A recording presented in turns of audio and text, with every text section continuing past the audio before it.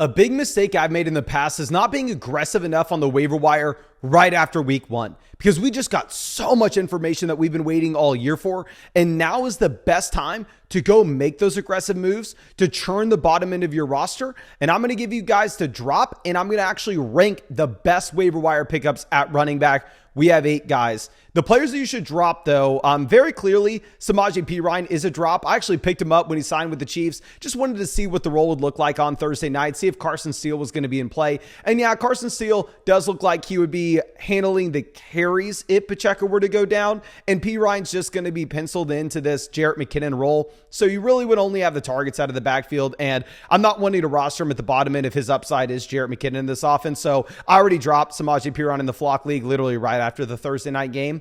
I'm going over to the Giants. I actually think Tyron Tracy is a very clear cut, because you look at the starting running back role in New York. Yeah, it's not valuable with how bad Daniel Jones is. Daniel Jones looks like he is certified cheeks at this point. So even if Devin Singletary were to go down, we don't know if you want the starting running back in New York. And we actually had some Eric Gray usage in this game as well. So if Singletary were to go down, Tracy probably splits the backfield with Eric Gray. That's not anything I want to mess with. And then going over to our last running back, our king, that we sadly would have to drop from many teams that we have, Roschon Johnson, hook 'em horns. Sadly, I drafted him everywhere in round 18 of Underdog drafts, so we can't cut him there. But in your regular redraft league, you can cut him. He's a healthy scratch for Chicago. So for him to all of a sudden make a difference with your fantasy football team, it would be a long uphill battle where you'd have to 1, be active, 2, jump Khalil, and 3, jump DeAndre Swift, and then he's still probably in a committee. So just cut Roschon.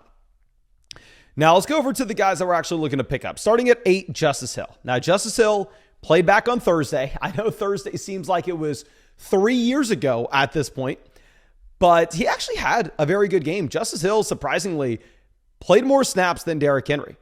Justice Hill, surprisingly, went out there and, I believe, had more total yards than Derrick Henry. Now, am I going to come out here and say, oh, Justice Hill's the start? Of course, Justin Hill's not the starting running back. Justice Hill is a running back that is going to be heavily involved in games where the Baltimore Ravens are trailing. The Baltimore Ravens will not be trailing many games. A lot of games, you will have the Ravens up by multiple touchdowns, Derrick Henry just running the clock out, and Derrick Henry monopolizing everything. So when I'm looking at Justice Hill, I'm not rostering him thinking I'm going to start him this next. No, of course not. But he has shown that he is a lock to have the third down roll, to have the 2-minute drill. And if anything were to occur to Derrick Henry, then at that point, I think that Justice Hill could potentially pick up some of the carries on first and second down as well. So if you get some of those additional carries on first and second down to add on to the third down roll, to add on to the 2-minute drill, I think that's a really good spot. I want to remind you that Derrick Henry is a running back that turns 31 in January. So I don't think it would be the most surprising thing in the world to see Derrick Henry missing time. But that's why Justice Hill's at the bottom end of this list, because I don't want to play him in a game that Derrick Henry's healthy. And our next guy at 7, I don't want to play in a game when Rachaad White's healthy with Bucky Irving. But Bucky Irving, definitely worth the roster spot, only rostered in 26% of leagues at the moment. Now, he actually goes out and leads Tampa in rushing this week. It's not going to be the case going forward, right? Rachaad White dominates with snaps. Not only does Rachaad White dominate with snaps, but also he does with touches. I mean, he has 6 receptions. He has 15 carries. Rachaad White has 21 total touches in comparison to Bucky Irving only at 9. But I think Bucky Irving showing some of the efficiency in the rushing attack is actually very compelling for his handcuff appeal, because if anything were to occur to Rachaad White, if you actually look at how Bucky Irving was utilized in college, Bucky Irving was more so a receiving back in school. So if you were to see White go down to an injury, I don't think that Bucky Irving's some great running back, but I think it'd be a running back that would slide in and project out to see maybe about 4, 5, 6 targets every single week. And if he can get up to 10-ish carries as well, I think he does now have handcuff upside. Now, going over to some of these other running backs that may be a little more exciting, our 6th best waiver wire option at RB is going to be Tank Bigsby. Now, if I wasn't drafting Roschon, I was drafting Bigsby at the end of Underdog Draft, so at least we have that going for us. And I actually drafted Bigsby in the last round of the Flock League. I am now going to have to scramble back to the waiver wire to try to pick him up because I dropped them before we even saw this week, RIP. But anyway, looking at Tank Bigsby, he actually leads Jacksonville in rushing. He has 12 carries, tying with Travis Etienne. He has 73 rushing yards. Keep in mind, the reason I love this guy coming into the season is if you looked at what the coaching staff was saying, they were saying that Bigsby was going to have a standalone role even with a healthy Travis Etienne. Now, similar to these other running backs that are at the bottom of the list in terms of our priorities, am I ever starting Bigsby with healthy Etienne? Of course not. Travis Etienne's going to be the running back that has the receiving usage here. I mean, if you go through, if you look at the 2-minute drill, Travis Etienne has everything. You look at the third down situations, Travis Etienne has everything. And all this is provided from PFF, Nathan Janke, links in the description as well if y'all want to check out any of this stuff. But regardless, I think it's very clear that Tank Bigsby is an early down grinder, that if Etienne were to go down, all of a sudden he steps into a situation where he sees 15 to 20 carries. You're hoping that he can have a couple targets out of the backfield as well. It's not like he was a horrible pass catcher in school. So I actually do like Bigsby. Now going over to our next back, he is in a horrendous offense, but I think there's an outside chance he's the starting back by week 6. Do not hate me. Do not hate me. Jalil McKinnon. Yes. Based off what we have seen with these running backs, how this coaching staff has deployed Javonte Williams, I don't think it's a guarantee at all that Javonte is just the locked and loaded starting running back all the way through the season. And what's very interesting is if you look at this 3-man running back by committee, Jalil's role is very safe. Audric Estime and Javonte Williams, these guys are the players that more so project to be the early down grinders, where Jalil looks to be the option that is actually seeing the target volume out of the backfield. Jalil does see 5 targets out of the backfield for 5 receptions. Now, because this is one of the worst offenses in the league, he has 1 receiving yard off of 5 receptions. So I don't know how excited we are about that.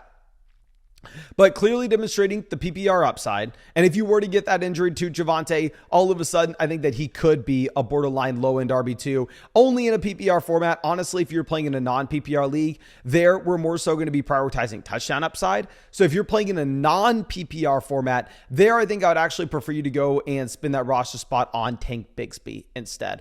But I think Jalil just specifically has the receiving upside.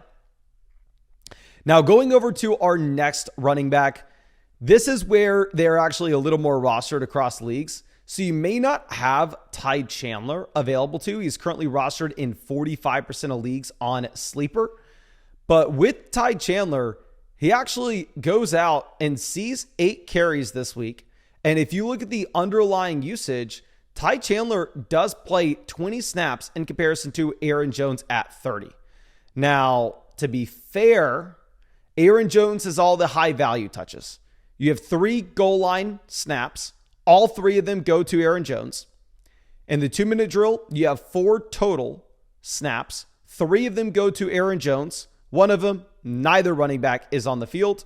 So really, you are just kind of looking at Ty Chandler getting involved in the early downs grinder type role, which will not equal fantasy points unless you have that Aaron Jones injury.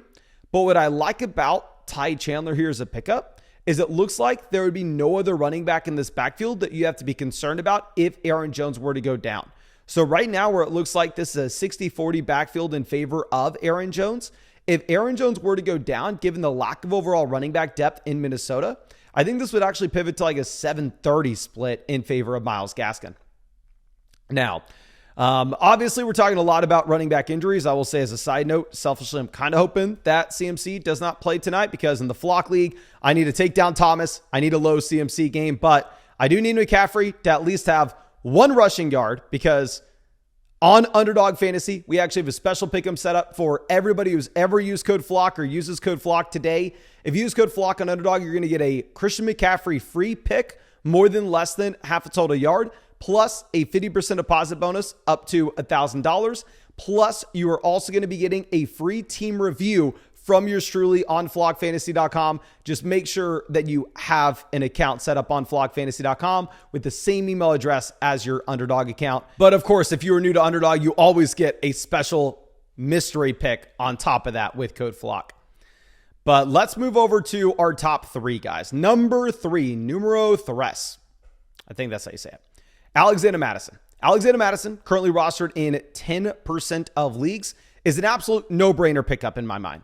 Now, of course, this is a very weird game, but if you look at the snaps for these running backs, you have 36 snaps for Alexander Madison in comparison to 23 for Zamir White. If you look at where these snaps are coming from, they're all on third down and in the 2-minute drill. You have 9 snaps on third down for Alexander Madison. You have 10 snaps in the 2-minute drill. So 19 in those passing down scenarios. And you only have 1 for Zamir White. Looks like Alexander Madison is going to have the entire receiving role. You go and look at the target volume he had this week. He had 6 targets for 4 receptions, 43 receiving yards, and the receiving touchdown. And what's funny is if you look at this depth chart, if you were to get that Zamir White injury, Alexander Madison is the best first and second down back that they have on this roster outside of Zamir White. So what's funny is if Zamir White were to go down, Alexander Madison would be higher in my rankings than Zamir White currently is. And the reason for that is this running back room would probably turn from being a running back by committee as it is today to all of a sudden being one where Alexander Madison is seeing 70+% of the opportunities. And if he has everything as a receiver in an offense that's going to be trailing in a lot of games, that's a valuable role in a PPR format. We've seen him in injury fill-ins be a top 12 running back in the past. I think that is still very possible here if you were to see that injury to Zamir. The issue obviously is this is just typically a little bit of a worse offense. Now, going over to our top 2 guys, these guys will definitely be rostered in leagues where people know what they're doing. Zack Shanet is rostered in 56% of leagues on Sleeper currently. So Kenneth Walker, obviously, just absolutely crushed. And I think at this point we can see Walker is the 3-down back. If he is healthy, we shouldn't expect anything from Charbonnet. But with that being said, Kenneth Walker does get banged up this week with the abdomen injury. Now, this is going to be something that we want to continue to monitor. We want to see what the reports are on Monday, what the reports are on Tuesday. As of now, Kenneth Walker saying, hey, I'm fine. This isn't going to be a big deal. But if Kenneth Walker were to miss this next week, I immediately rank Zack Shanet as a high-end RB2.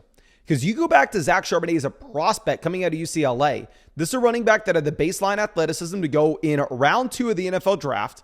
This is a running back that has the size to be a 3-down player. He was a bell cow his final year at UCLA.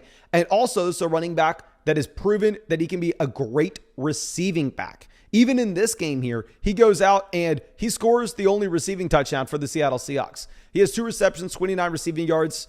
I mean, he ties with DK Metcalf in receiving yards off of only 3 targets. And obviously, I'm not basing everything off this game. You go back to last year, he had the receiving role. You go back to his time at UCLA, his final season there, I think he was averaging 4 or 5 receptions per game, something nuts. So you have the size to be a 3-down player. You have the receiving skill set. You have the NFL draft capital. You have the athleticism. If Walker were to go down, I think he's immediately a top 15 back. Honestly, I would have ranked Zack Shanet as the RB1 in this draft class if he came out in 2024 instead of 2023. Now, let's go to our number 1 pickup. I think this is probably pretty obvious. Currently rostered in 59% of leagues on Sleeper. So if your league mates know what they're doing, if it's a league with any respectable depth, he's already picked up. But J.K. Dobbins, got to talk about the guy here. 10 carries, splits the backfield with Gus Edwards, but 135 rushing yards and the rushing touchdown, including a 61-yard rush. You go ahead and look at this with Dobbins. What's actually very surprising, I don't want to say it's that surprising. I mean, Dobbins wasn't a great pass catcher in Baltimore, right? Dobbins wasn't necessarily their 3rd-down back. It's not like he was running a ton of routes out of the backfield, but neither was Gus Edwards. So if you're looking at both these running backs, you go, okay, well, somebody has to be in that role. And it looks like the Chargers decided that is going to be J.K. Dobbins. Dobbins played 11 snaps on 3rd down in comparison to Gus Edwards at 2. J.K. Dobbins also had the short yardage touches with 3 snaps in comparison to Gus Edwards at 0. I mean, hell, J.K. Dobbins really just dominated the snaps here, 33 to 24. Looked significantly better at the same time. Gus Edwards averaged 2.4 yards per carry. So I think J.K. Dobbins is a running back that will be in my top 30 running back rankings this week.